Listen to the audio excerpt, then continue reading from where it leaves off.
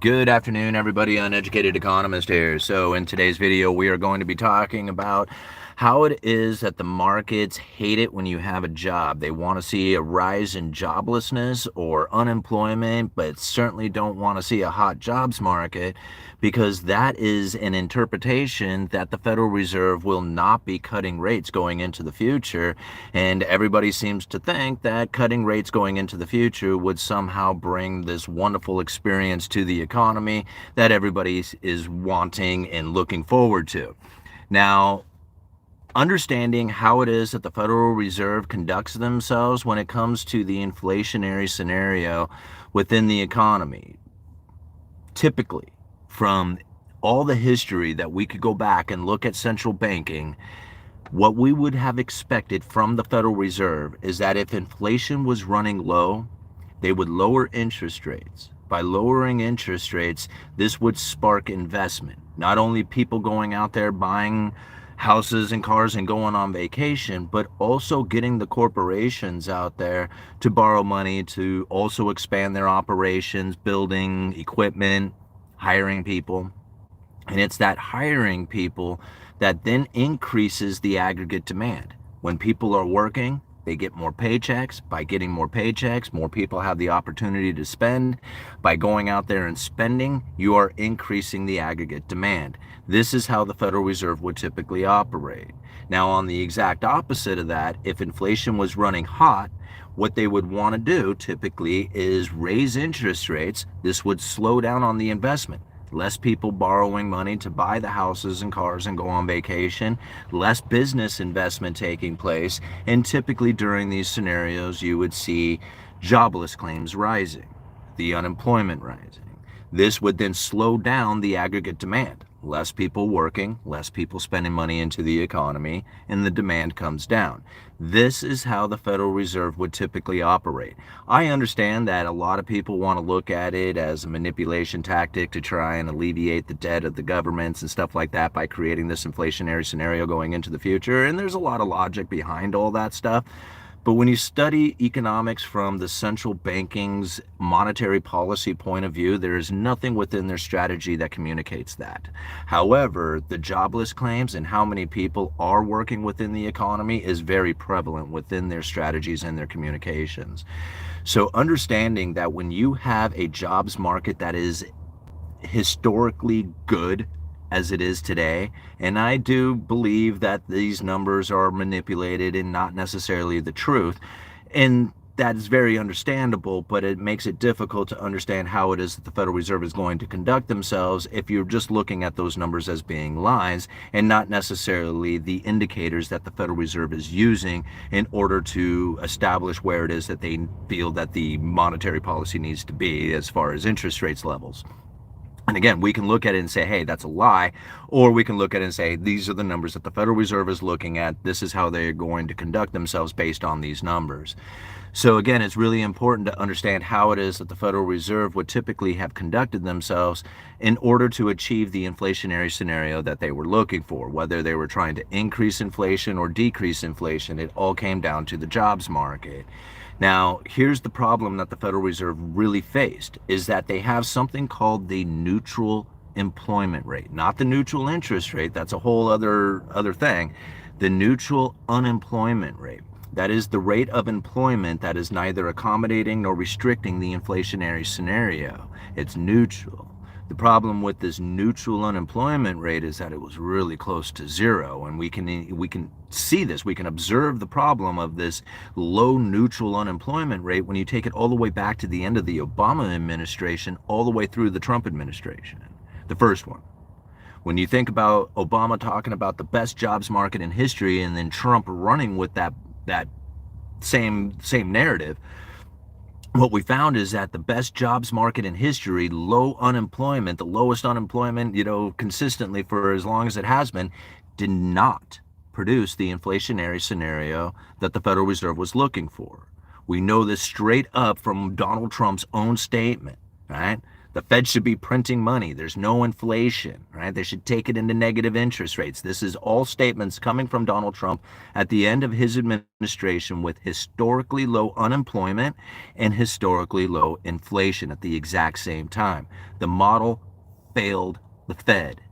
They could not stimulate the economy with the lowering of interest rates and the lowering of unemployment because we already had historically low unemployment and was not creating the inflationary scenario for the Fed.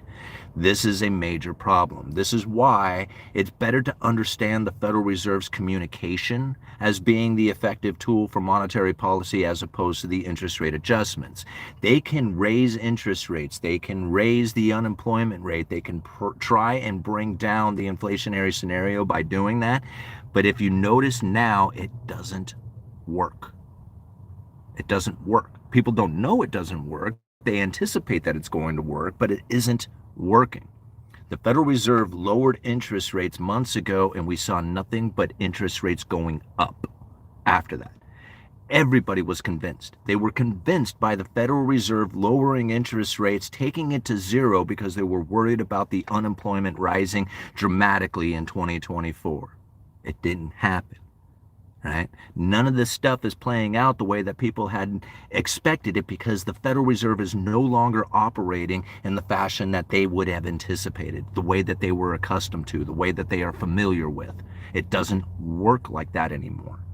See, this is one of the reasons why my channel does so well, is because understanding the monetary policy directly from the Federal Reserve's own statements and not something that I had learned and picked up from academia or some book or some class or something of that nature, gave me the ability to then see how it is that the Federal Reserve is truly conducting themselves and using the expectations of the people against them. Literally the best gaslighters in history. They have figured this stuff out in a psychological way that has now got everybody convinced that they are trying to achieve a particular outcome with their monetary policy that is completely inaccurate. Mainly look into a 2% target on the inflation rate. Because people don't see it for what it really is, the Federal Reserve can then use their words. They can use the future expectation of what it is that people are anticipating against them. They can use it to guide markets. Think about it right now. The open-ended understanding of where the Federal Reserve is going. 2023, at the end of 2023, I bet you would have a hell of a time convincing anybody out there that the Federal Reserve was only going to cut 100 basis points. At the end of 2023, people were screaming for zero interest rate policy, emergency rate cuts beyond belief, in order to save the economy and the unemployment, the rise of unemployment and layoffs. People were convinced of this at the end of 2023. What did we experience? None of that, right? Not only did the Federal Reserve hardly cut rates at all, we saw interest rates go up, and we don't see the unemployment rising significantly that would then freak everybody out to believe that we are in a recessionary, depressionary event. It's quite the opposite of that. So it's better to understand the Federal Reserve from a new point of view. Not the one where they adjust interest rates to stimulate the economy, but the one that they use the communication about what it is that people are feeling and thinking going into the future, and that narrative right there is the monetary policy. You can go ahead and follow the Fed and the interest rate cuts and what that's going to do to the economy, and most people get it wrong because when the Fed cut rates, interest rates went up. Tell me how many people had strategy for that? To take in a position that says when the Fed cuts rate, I'm going to be positioning for interest rates to go up. Doesn't make sense. But when you think about it from the expectations of the markets and what it is that they feel coming to the stimulating effects of the Federal Reserve's interest rate adjustments, and if they have unemployment that's running rampant, or not running rampant, I guess I should say, you have actually tight jobs market, jobs are running rampant, there we go, that's the way I should say it, then there's no position in which that the Federal Reserve would be lowering interest rates, because with more people working, you're going to have more people contributing to the aggregate demand, and the supply-demand imbalances will continue to be inflationary going into the future. So why would they lower interest rates going into that kind of economy? They wouldn't. See, this is where I just don't see it anymore from the interest rate adjustments. It's better just not look at it in that fashion. It's better to understand it from the idea of what it is that they plan on doing with their communications, how it is that they communicate that stuff out there to the world. Look at the way that the governors just pour out there, all the presidents, all these, Fed officials come out there and in mass form. I mean, just start Googling it right now. You can see interviews all over the internet giving different ideas of what it is that they are expecting going into the future. Got the entire market confused. Nobody knows what it is that the Federal Reserve is trying to do. But when you look at it for a credible threat theory and say, nah, that communication about this has profound impact on the economy and is very much contributing to the monetary policy in a fashion in which that nobody can really truly understand. Right?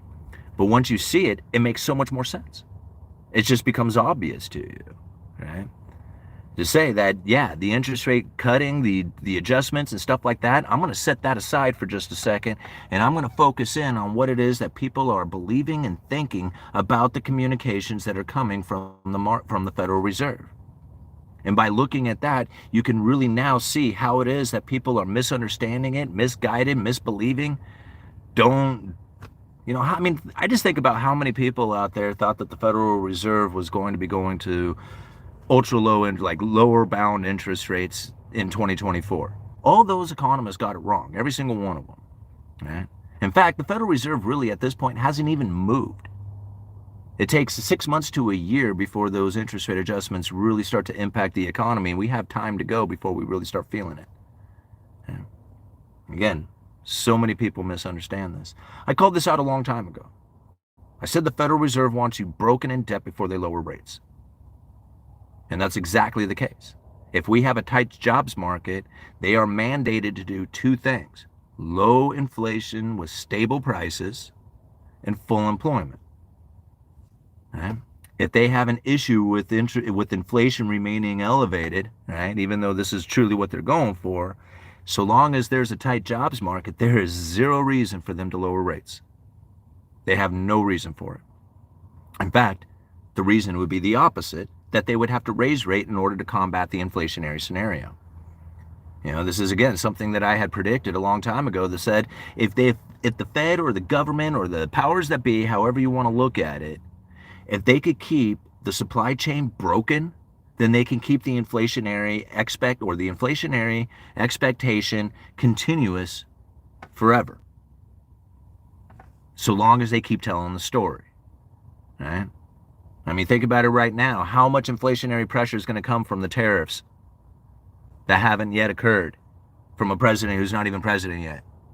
Right? Think about how inflationary that is on the economy and how the Federal Reserve is like, oh, well, this credible threat got, the inflation expectation running elevated. Guess we're going to have to keep the interest rates elevated. Right? See, this is what they truly intend to do, is to keep that open-endedness going into the future, because if they can keep it open-ended, talking about the rate adjustments, if they can keep that open-ended, then the communication about it will be more powerful because nobody knows what they are doing. So they can use their communications to then guide markets in a particular belief. The more that they convince people that they are going to be cutting into the future, the more of a profound impact that has. Right? The more that they confuse the people on what it is that they got going on into the future, the more power they have to then use that information more as a tool to communicate out there to the people. Like, if you could keep it open-ended, that's the goal of it. And if they need to fire off some power, they just start committing to a particular direction. They don't actually have to do anything. And it's proven right now. They haven't done anything. People who seem to think that they have are misunderstanding how it is that the monetary policy truly works and the lag time that comes with it. So many people miss this. It's just amazing to me. All right, 15 minutes into it. How much time? Okay, I'm going to give it a few more minutes. We'll probably stay out here for another 10, 15. I'm going from poor to rich. Everyone can. Yeah, absolutely, everyone can. Current interest rates will stabilize and maybe lower home prices. I don't know, maybe. All right, narcissism, ambiguity, all right, like PB&J. Okay. Well, Simon needs to consider the dramatic impact low rates are having on the poor and middle class. I already know what the impact has. Low rates, what it does is it creates a situation in which that people who have access to new money can then go and buy the assets that separates them from the rich from the poor, right? That's what low interest rates do. And so I'm not delusional about this stuff, guys. Like most people want to say, well, you're not thinking about all these economic powers that are coming from the government. And I'm thinking, no, there's underlying economic forces that are at play that is forcing the government to do the things that they are doing. Tariffs, for example, right? If the economy was not in the condition it was in, then there would be no use for need or desire for a tariff. If we were exporting stuff in a desirable fashion, like a good manufacturing, production saving nation would do, we wouldn't even stress about the tariffs. Right? We would be producing the world's greatest stuff and sending it to them, and they would be sending us their money. But now we're sitting in a situation that we have dove so hard into luxuries that we no longer produce the stuff for ourselves, but instead buy that of the foreign production of another nation. And that's a problem that we are going to face, because the more that we do this, the more separation is going to take place. The more those good manufacturing jobs are going to leave. The harder it is to try and maintain the production of this nation without ever increasing amounts of government subsidies and interventions and everything that comes from it. That is not a free functioning, free flowing, free market. Right? That is a very manipulated, stranglehold kind of economy. Let's go check it out. $5 from Night Term. 10, thank you so much. Looks like your dad's joke about watering going to California might be coming true. All of Oregon's fire resources joined me and headed south yesterday. Yeah, I'm not one to make jokes or anything about what's going on down there right now. It's a pretty serious thing. I don't know how much Oregon's water is going to actually help, but I know we definitely have some firefighting teams up here who deal with every year the forest fires that take place, the wildfires that happen. So I can imagine that drawing resources from all over the country to bring to California to help deal with the issues that are happening there. I think it's probably going to take as much as they can get. All right, Simon, Donald J. Trump is your father. No, he's not. Soon BTC only for me. Yeah? Really? All night, are you going to go all in on BTC? Dude, are you into all this crypto stuff? I'm into buying Bitcoin. I mean, but I have very little expectation of any of that stuff, of the Bitcoin being like a world reserve currency. I was asked of me on Mike Zuber's interview the other night that we had done. Somebody asked if Dogecoin was going to be the world reserve currency or something like that, and I have very little belief of any of that stuff. Like it doesn't matter if it was Bitcoin or gold or Dogecoin or any of that stuff. If you have a limited currency, you're going to have a very difficult time being the world reserve currency, or that being the world reserve currency. The most industrious nation will hoard all that currency for themselves, and everybody will suffer in poverty and misery. And then that country will be forced to redistribute the wealth out there, which means that they will fall into poverty and misery as all that money gets redistributed back out there to the rest of the world. Now, is that a bad thing? Not really. That's not a bad thing, right? I don't think it's a bad thing. I think it's quite a good thing. I mean, it's like, it shows equilibrium from, industrious powers, rise in standard of living, move into luxuries, redistribution of wealth out to people who are more efficient in emerging as producer savers. So it's an okay thing. Like, I don't have any problem with it. It's very natural in its occurrence. Like, you can't prevent this from happening if you have like a gold currency out there. Now, there's attempts to try and prevent it from happening. I mean, you go back into like Cantillon's day, and the king would chop your hands off if you tried to take gold out of the nation. But really, that's the problem that they were facing, is that they were importing stuff and exporting money, and this is going to be the case today, no matter how you look at it. So I don't see any ability for it to naturally go back into a sound money kind of policy without there being a complete collapse of the current monetary system. If you have a complete collapse of the current monetary system, Thayer's law will kick in, and then you can bring in some, commodity-backed currency or crypto, limited currency like Bitcoin or something of that nature. But until that happens, the dollar will be, and as far as I can see going into the future or the near future, is going to be the dominant. All right, several regional currencies won't matter. So gold. I mean, you can have several regional currencies. That's fine, right? Think about it. I mean, Russia and India were doing deals with each other for the longest time using their own sovereign currencies until Russia ended up with a bunch of rupees they didn't want. And now they're like, man, now what do? We got all this, we sold all this oil to India, we got all these rupees, and nobody else in the world wants rupees. Or at least the stuff that we want to buy, the people aren't accepting rupees. The only people who are accepting rupees is India, and they don't have the stuff that they wanted. So now Russia had a choice. They could either not use their currency, which would be like, what would be the point of selling stuff for a currency that you're not going to use, or they can sell that currency out there on the market, which would be ultimately like setting it on fire as the price of, or the value of it would begin to fall as they are dumping it out there. Right? So this is a very difficult thing for most nations to go through, and a lot of people don't take into consideration, oh, they can just use their own sovereign currency. Yeah, no, they can't. Yeah, they can. No, they can't. Right? So they can do it, and they say, hey, we did it, and now what kind of position are you in? You're screwed yourself. You're sitting on rupees that you can't use. Good job. Right? And this is the same thing that most of these BRICS nations are going to face. We can outwardly just say, no, logically thinking, they could just transfer these currencies amongst each other, and everybody's going to be singing Kumbaya because of it. That's not the way it works. That's not even how it goes down. See, we have to think about it. Nations like China has written debts that are due in dollars.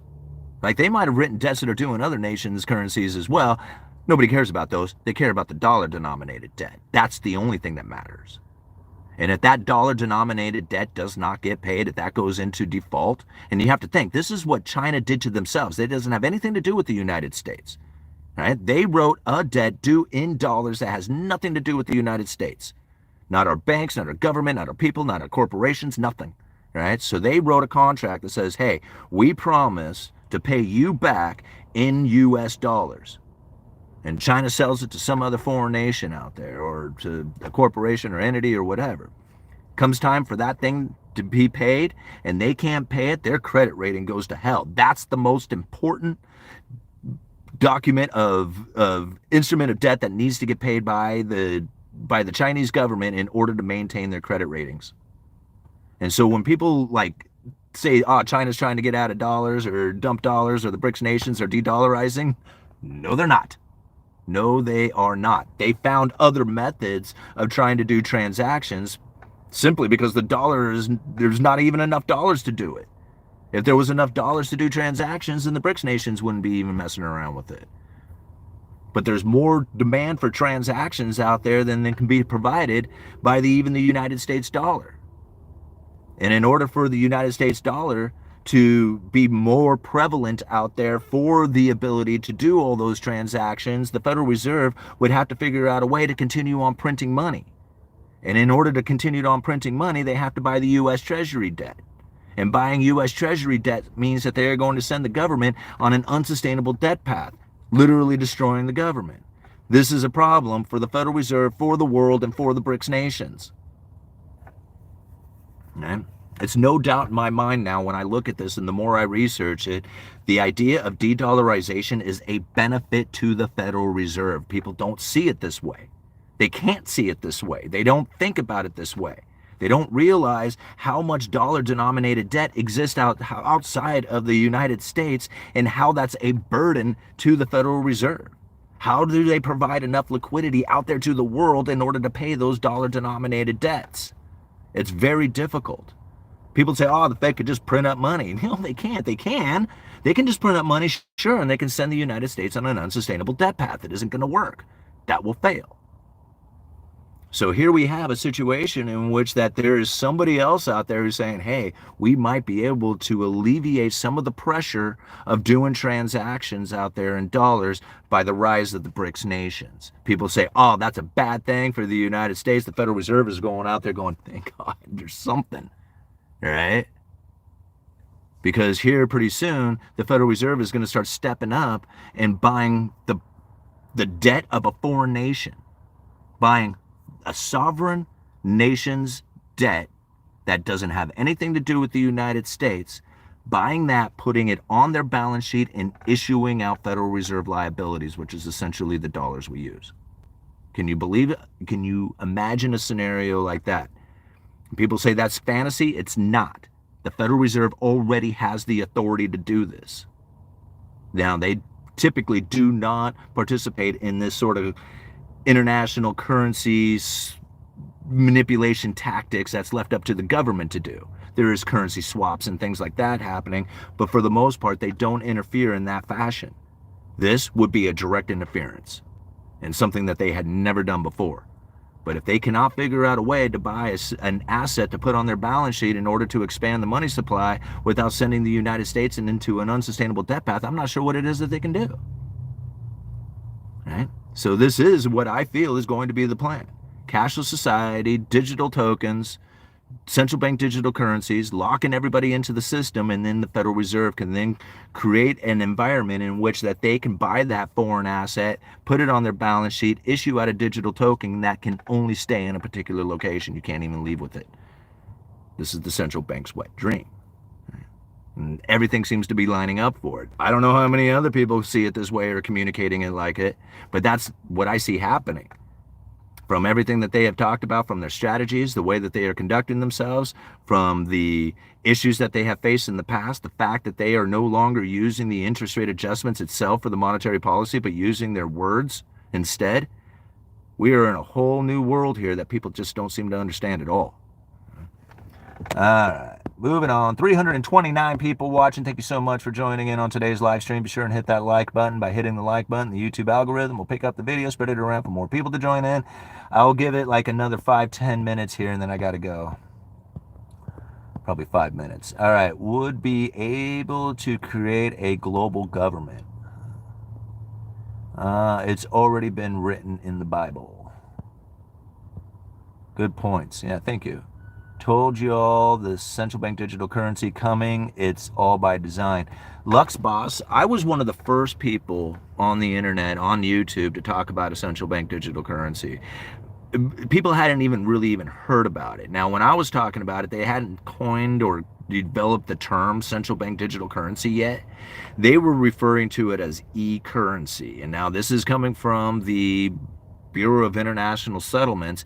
I did a video talking about negative interest rates in cashless society and that they needed a digital component to the monetary policy, to the monetary system for a currency, the digital currency, in order to take cash out of the system. Because if you have cash in the system, then you're going to have a very difficult time going into negative interest rates, as people will not take a negative return on their savings or deposits. They will just hold cash, which has no negative return to it, which is better than having a negative return. So they understand that having cash in the system does not give the central banks the ability to really go negative, especially when you get it all the way down to like savings accounts or bank accounts, individual accounts. If you are in a cashless society, you will have no other choice. Okay? And so really, when you think about what it is that they are doing with central bank digital currencies, it's more like creating an environment in which that they could do something that they had never really done before, and that is to take negative interest rates as far below zero as they can be, you know. And that in itself is a crazy concept to think about, but if they don't do something like that, there will be an inevitable failure, right? And so in my mind, they're not just going to sit around waiting to fail, especially since they communicated well over 6, 7, 8 years ago that they were planning on going into a digital component so that they can go cashless society, so they can take interest rates in the negative territory and continue on with the system, right? So it's not like, to me, it's not something that they're inventing on the fly. This is something that they have been planning for a while now. All right. All-nighter, Lux, economy, and financial ignorance is rampant. Yeah, it sure is. Sooner Bear, that's why there's going to be two classes, the investors and the consumers. I feel that's already taken place. Like, if you're not a producer, if you're in the idea of being a producer saver, most likely you are going to end up in like low living standards, waiting and saving to try and get into that of some sort of, you know, experience that you would think would be like a typical American dream, like buying a house or something like that. This is like so hard for a lot of people to, it's like the bitter pill to swallow, to then realize that an average 9-to-5 job or even a good 9-to-5 job is not enough to cut it anymore. Like, there was a time in our existence in this economy, in this country, that could happen, you know. And a lot of people want to say, well, what can we do to create that environment again? And I think that's a very delusional way of going about it. It's better to understand that this no longer exists and that we have to do something far different. From an early age, not teaching people to be producer savers, but from an early age, teach people how to become property owners and capitalists. Not everybody's going to become a property owner, but everybody can be a capitalist. Anybody can download a online brokerage account and start buying stocks and bonds right now. It doesn't take much. I buy through Cash App $20, right? You can put $20 at a stock. It doesn't matter how much money you have or how little money you have. You can be in the motion of going into capitalist, being the person who is investing into the system and getting a return from that. If you're not moving into those two positions, the amount of time and effort and work that you have to put out there in order to produce and save to acquire some of the things that people would have felt would have been that American dream is going to be overwhelmingly difficult, right? There's not enough time in the day. This is the problem that it is. You only have, like, most people only work 8 hours in a day, and that's not enough. Like, it doesn't matter how much money you make. That is going to be a very difficult thing to try and use to advance yourself, as there's just not enough time, right? And I mean, even if you were to put more time in, it's limited. You only have so many hours that you can work within a day. That's going to limit your income. Understanding that is the problem right there. It doesn't matter how much income you have, right? I mean, some people could be really frugal with it, keep their expenses really low, try and keep that elevated in income, and then use it to their advantage. That's not most people. That's a very difficult thing to do, because if people are making a decent amount of money, they want to drive a nice car, they want to live in a nice place, they want to eat decent food, they want to wear nice clothes. And this is where the people end up losing the ability to become the capitalist or to use that money to become a property owner. Right? Now, understanding that if you have a position in your existence, right, in which that you have dividend paying stocks, you have a business that, you know, a side hustle business that you are doing, you're partnering up with other people and buying rental properties, figuring out this sort of motion, right, to get into these sort of things, even if it's a little bit at a time, okay, you're building it brick by brick over your life. This is how it goes down, because if you're not moving in this direction, you're going to be suffering the consequences of living a 9-to-5 job that's going to limit you in your ability to acquire the things in life. It's just the only way it goes down now. See, there was a time you could do this. You could have a decent factory job, go and work, not even really think about it, just collect your paycheck, and that paycheck was enough if you were even just somewhat disciplined to be able to save enough for the house and car and vacation and do all that other stuff, and it only took one income to have a household, to have a whole family. That's not the case anymore. You can't do it that way. And to believe that there is a way that that can exist again, I can't find it. I cannot think of anything within this environment that is going to be a return to, right? It just can't happen like that. If you want that sort of life, you have to find the country that's doing that, right? You have to go move to an emerging economy that is going to have that sort of environment that you can live in and do that. Nowadays, it's going to be so much more different. A 9-to-5 job is fine, right? There's nothing wrong with it. It can maintain your life. But if you want anything more than that, you're going to have to put out other effort. That side hustle, those, you know, extra forms of income, however you can do it.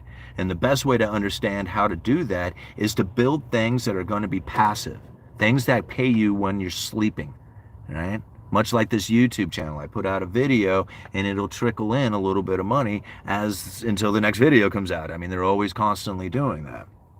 Having the ability to have this channel has given me that ability to have some passive or have income that is generated while I'm sleeping. Now, it's not a lot, but it's a little, and getting a little bit is better than nothing at all, because even if it's a little bit, it's something that you can continue to build. Right? And that's again like how it is that people really need to conduct themselves in this environment. There's no way we're going to return back to the ability to use your 9-to-5 job. It's just not going to work. Right? I mean, in some places it might, right? There's some people who might be able to get it to happen that way. But generally speaking, most of us are going to have to do something far more extraordinary. And moving into capitalist or moving into that property owner, or even better, doing both at the same time, that's the only way to really do this in this kind of environment now. You know, I mean, and doing it from an early age. Starting early, 18, 16, 17 years old, you know. Let's see, what time is it? Alrighty, guys, I got to go. Thank you very much for hanging out. I'm going to read one more comment down here at the end. We'll get all-nighters. There's a lot of boomer biz owners looking to retire, but without a biz plan, those biz can be picked up with creative finance. Yep, absolutely. For example, in my family, this is Nathan. For example, in my family, my cousin successfully started his own small appliance repair business. He now has several employees and is well on his way to probably becoming a millionaire. Yeah, I mean, there's a lot that can be done out there. There's all kinds of stuff. The internet has provided us with a way of generating money unlike anything throughout history, and it's a matter of learning the process. Right? It's not something that you're gonna like. Maybe some people could probably do it. Just fire it up, you know, a week later, oh, look at me, I'm making $10,000 a week. All right. Most of us aren't going to be like that, right? Most of us are probably going to end up having a difficult time even trying to figure out how to earn $1. But once you do it, you can make $2, $4, $8, $16, $32, $64. Pretty soon you're going to be making a lot of money, right? All right, mentors are invaluable, good ones, I mean. Yeah, absolutely they are. Okay, guys, this was a lot of fun. Thank you very much for hanging out. Thank you for that super chat. We got $5 in super chats. We got 106 people who have hit the like button. Thank you so much for hitting that like button. 298 people watching right now, so thank you so much for everybody who has joined in on today's live stream. If you have not become a member of the channel, consider becoming a member of the Uneducated Economist YouTube channel. It's $1 a month, literally the cheapest subscription out there. And for $1 a month, you'll have access to all kinds of member-only videos where we have broken down Federal Reserve speeches, talking about monetary policy, talking about the communications, talking about the digital currencies, talking about everything that is within the Federal Reserve's communication to the other central bankers out there. And maybe not everything, but a lot of stuff, right? And we're going to break down some more of those speeches this weekend. So, you know, consider becoming a member of the Uneducated Economist. Join in on these member-only live streams. We have probably the greatest, I shouldn't even say we have the greatest community when it comes to talking about economics from that working class point of view, so that we can understand what's happening, make those best and most appropriate decisions for ourselves. And again, there's very few people out there who I feel is doing it to the level that I'm doing it here on this channel. We are doing it here on this channel because this is a community that we have built over the last 7 years here on this YouTube platform, and it's amazing. Like, I could not tell you how many people have come to me saying, thank you for doing this. I've learned so much. And I really honestly think that, no, I have to thank you because it's me who's learned so much, right? That's really what this is about. And, you know, I mean, I don't mean to be like greedy or selfish or anything else out there, but I started this channel so I could learn economics, and that's what I'm doing here. And I'm sharing these thoughts and ideas with everybody, and man, what a great time, right? Uneducated Economist, you guys let me know.